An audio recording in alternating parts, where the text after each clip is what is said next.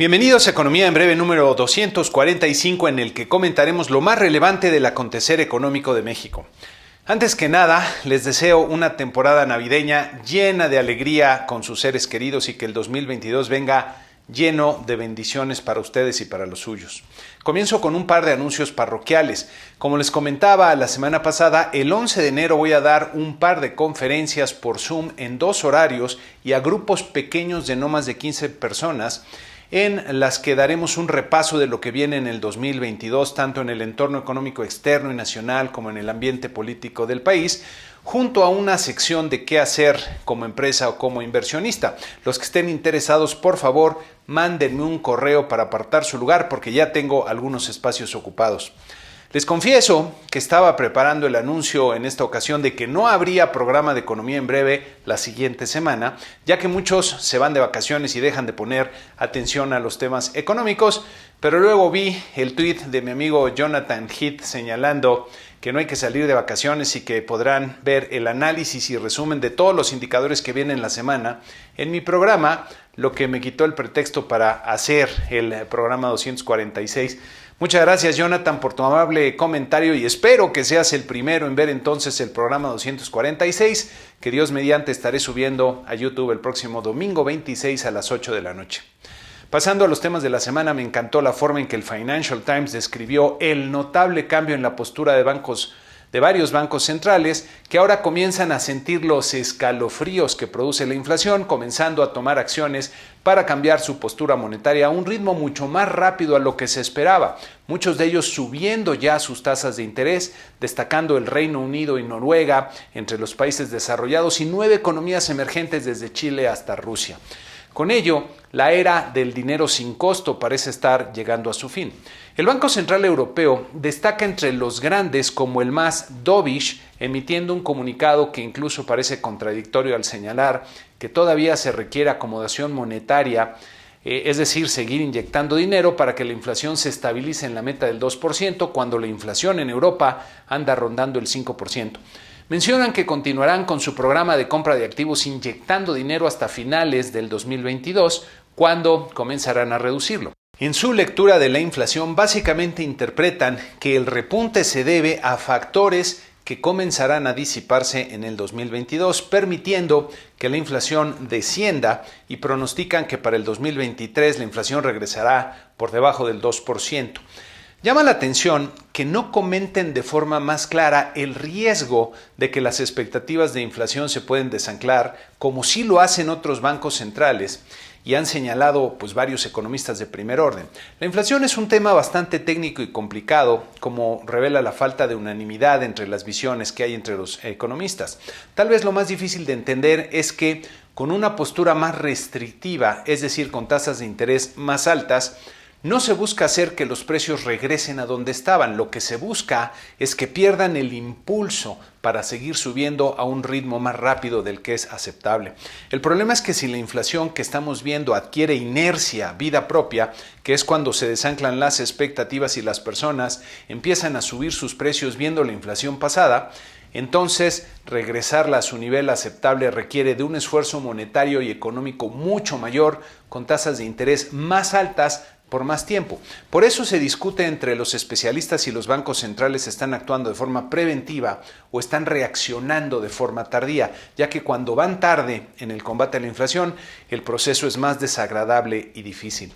La Reserva Federal, por su parte, cambió su mensaje de forma muy significativa. En su junta del 3 de noviembre señalaba que los desequilibrios de oferta y demanda producidos por la pandemia y reapertura de la economía habrían contribuido a incrementos considerables de precios en algunos sectores y que la inflación elevada reflejaba en gran medida factores que se esperaba fueran transitorios. En su decisión de esta semana, abandonan la mención de factores transitorios para señalar a secas los elevados niveles de inflación que se han alcanzado. En esta ocasión presentaron sus cuadros de pronósticos, que pueden ver aquí con una revisión muy significativa en la inflación para este año y el que sigue. También revisaron al alza sus pronósticos para la tasa de interés de referencia apropiada para los siguientes años, lo que representa tal vez el cambio más importante. En la famosa gráfica de los puntitos, donde cada puntito es la percepción de un participante respecto a la tasa de referencia, se observa con claridad el aumento a partir ya del 2022. En esta gráfica podemos ver el tamaño de la hoja de balance del Fed en la magnitud de sus activos, que equivale a la expansión e inyección de liquidez. De finales de febrero del 2020 a la fecha se han inyectado 4.6 billones de dólares, o trillions en términos anglosajones, en los mercados financieros. Para que se den una idea de la magnitud de dinero que han estado creando de la nada, este monto equivale a 3.7 veces la producción total de México.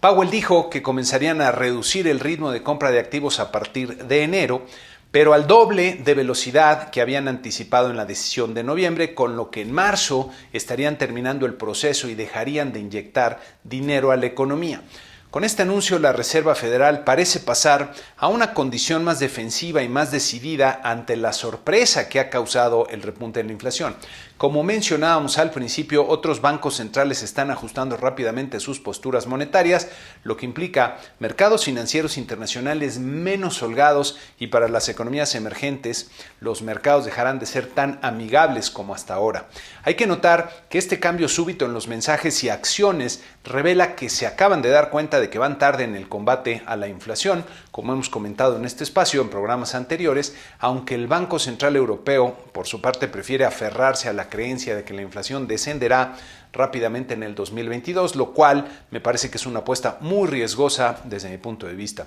También hay que resaltar que los bancos centrales están preocupados por las reacciones que el cambio en la política monetaria pueda tener sobre los mercados financieros, ya que las tasas de interés son un elemento fundamental en la evaluación de los activos financieros, y los cambios en la liquidez disponible en los mercados puede producir diferentes reacciones, moderadas si se hace de forma ordenada o abruptas si se hace de forma intempestiva. Estos cambios ponen en perspectiva la posibilidad de volatilidad elevada en los mercados financieros en la primera parte del 2022, sobre todo si la inflación se niega a descender con rapidez en el primer trimestre. Aquí en nuestro país, y en la última decisión con Alejandro Díaz de León al frente del Banco de México, nuestro Banco Central aumentó en 50 puntos base la tasa de interés de referencia monetaria, que llega a 5.50%, y en un voto unánime por subir la tasa, aunque con un voto dividido 4-1 en la magnitud, ya que Gerardo Esquivel votó por un aumento de 25 puntos base. Banxico señala en su comunicado que decidió incrementar 50 puntos base la tasa en esta ocasión, lo que deja abierta la puerta para cambiar el ritmo de alza en las tasas en las próximas decisiones. En un esfuerzo adicional para mejorar la transparencia y el entendimiento de las decisiones de política monetaria a partir de esta decisión, van a publicar la actualización de sus pronósticos de inflación, incluyendo la estimación con cifras desestacionalizadas, como pueden ver en este cuadro, lo que le permitirá a los analistas ver lo que está viendo el Banco Central. Destaca una nueva revisión al alza en la trayectoria prevista para la inflación, tanto general como subyacente, para los siguientes trimestres. Me parece que Banco de México está haciendo su trabajo, y la mayoría de los miembros de la Junta parece tener bastante claro lo que está en juego, que no es la inflación y el crecimiento económico nada más del 2022, sino de los siguientes 5 o 10 años. La inflación va a terminar el 2021 cerca de 7.9%, que será el nivel más alto para el cierre de año desde el 2000, lo que representa un riesgo sustancial que hay que atender. La inflación del cierre del año es un indicador muy relevante, no solo porque es el que la gente tiene más presente, sino porque muchas empresas definen sus precios y muchas decisiones operativas de todo el año que viene durante el mes de enero, que es cuando también se renegocian muchos contratos como rentas y sueldos. Tener una inflación de cierre de diciembre, no solo en el máximo de 20 años, sino con una clara tendencia ascendente, puede llevar a muchas empresas a aumentar sus precios de forma, digamos, preventiva, muy por arriba de lo usual. En esta gráfica pueden ver la inflación mensual del promedio de los 5 años previos al 2020, que podríamos considerar la inflación alcanzable en los hechos, que por cierto sería de 3.97% en todo el año. Si ahora agregamos la inflación mensual observada en el 2021 con mi pronóstico de 0.85% para diciembre, llegamos a una inflación de 7.87% en el año. La diferencia entre la inflación observada y el promedio de sus últimos 5 años de septiembre a noviembre fue de 0.28 puntos porcentuales. Si aplicamos esa diferencia de 0.28 puntos para el mes de enero, lo que nos da una inflación de 0.81% en ese primer mes del año, y esa diferencia la reducimos en febrero y marzo a cero, hasta que en abril ya regresamos a la trayectoria que se ha logrado alcanzar en ese promedio de 5 años, entonces la inflación del 2022 estaría terminando en 4.56%. Pero si la inflación de enero se porta mal y digamos registra un nivel de 1.34% como ya lo observó en enero del 2000, porque digamos que se nos viene una mini avalancha de subida de precios, entonces la inflación estaría terminando el año por arriba del 5%. En esta siguiente gráfica pueden ver la evolución de la tasa de interés de referencia en la línea azul oscuro junto a la inflación general anual en la línea azul claro y la inflación subyacente anual en la línea anaranjada. Del 2003 a la fecha ha habido 4 ciclos de alza en las tasas de interés, incluyendo el que acaba de empezar este año, ilustrados aquí con las flechas rojas. Los ciclos iniciados en 2003 y 2015 fueron muy pronunciados, mientras que el iniciado en el 2007 fue relativamente modesto, en parte porque la tasa no estaba tan baja como en los otros ciclos mencionados. También se observa que en los 3 ciclos de alza anteriores Banxico comenzó a subir su tasa de interés con bastante oportunidad y de hecho antes de que la inflación comenzara a repuntar con claridad. Pero en este último ciclo, Banxico ha comenzado a subir sus tasas de interés después de que la inflación ya venía repuntando, lo que sugiere que va un poco tarde en su lucha contra la inflación.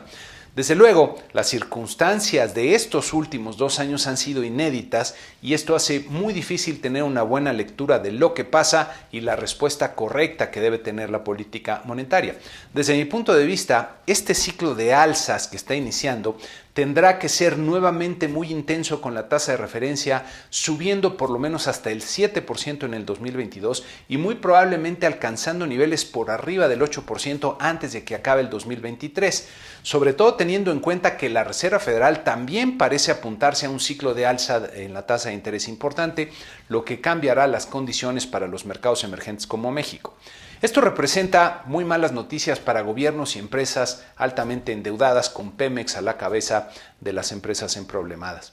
Tanto inversionistas como analistas se preguntan si cambiará la conducción de la política monetaria ahora que la nueva gobernadora Victoria Rodríguez entre en funciones en enero y ya veremos cómo inicia su mandato.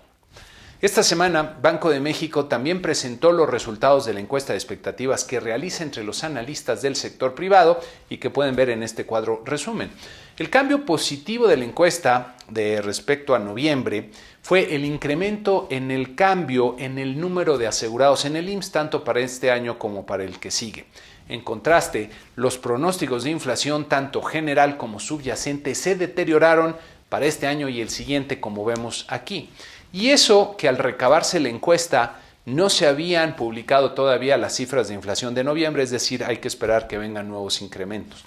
Tampoco se conocía la decisión de política monetaria de Banxico, por lo que es de esperarse que en la encuesta de enero veamos un incremento importante en el pronóstico promedio de los analistas para la tasa de referencia de fin de año.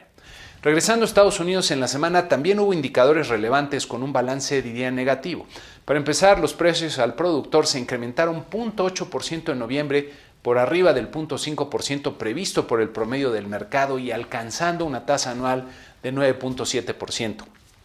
Como vemos en esta gráfica, hay un cambio de tendencia bastante claro y el índice sigue aumentando con rapidez, lo que es un mal presagio para la inflación en general, ya que usualmente los precios al productor aumentan primero.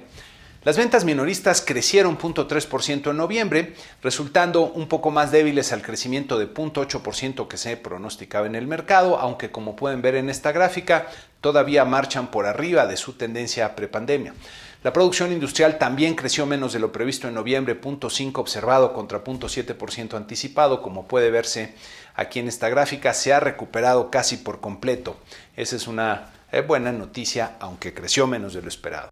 La semana que inicia estará llena de información económica muy relevante, como pueden ver en esta lámina y como nos anticipaba Jonathan Heath en su tweet.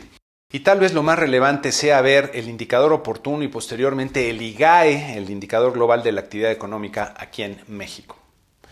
Para la sección Da Vinci les tengo una recomendación que espero les resulte de gran utilidad y es este video que está en YouTube donde el profesor James Robinson explica las partes medulares de su libro ¿Por qué fallan los países?, del cual es coautor junto con Daron Acemoglu.